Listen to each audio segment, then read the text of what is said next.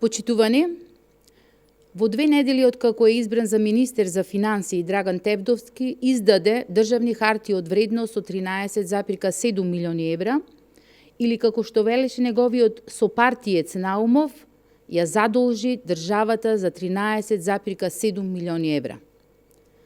Ако до пред 2 недели издавањето на државни хартии од вредност беше прикажувано како најголемо зло за државата и за македонскиот народ, денес тоа за СДС и нивните медиуми е најнормална активност.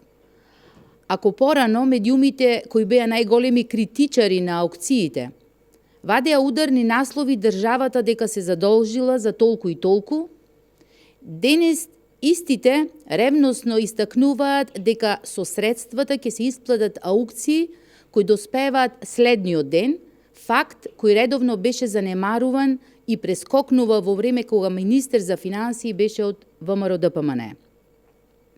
Почитувани, тоа е вистинското лице на СДС. Едно зборуваат, друго прават. Едни политики промовираат кога се во опозиција, а сосем поинакви кога се на власт.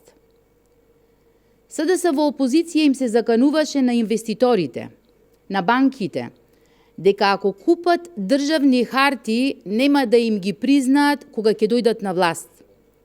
Сега на истите тие банки, нивниот министер за финансии, односно од СДС, им нуди државни хартии од вредност. СДС во опозиција ја советуваше владата на ВМРО ДПМН да ги укине аукциите на државни хартии од вредност и да престане да ги употребува како инструмент за финансирање на буџетот. СДС од позиција на власт се однесува сосем поинаку од тоа што го ветуваше пред изборите.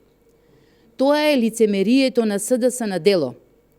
Граѓаните од новата влада и од новиот министер очекуваат остварување на ветеното, а не шарени лаги и манипулации. Граѓаните немаат ништо од тоа што Тевдовски е збунет и не знае што е бруто, а што е нето.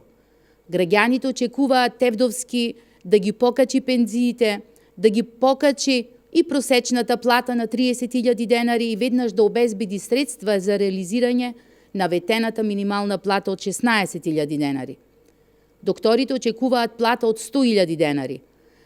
А СДС не смее да избега ниту од ветувањето за нови 500 километри автопат. Благодарам.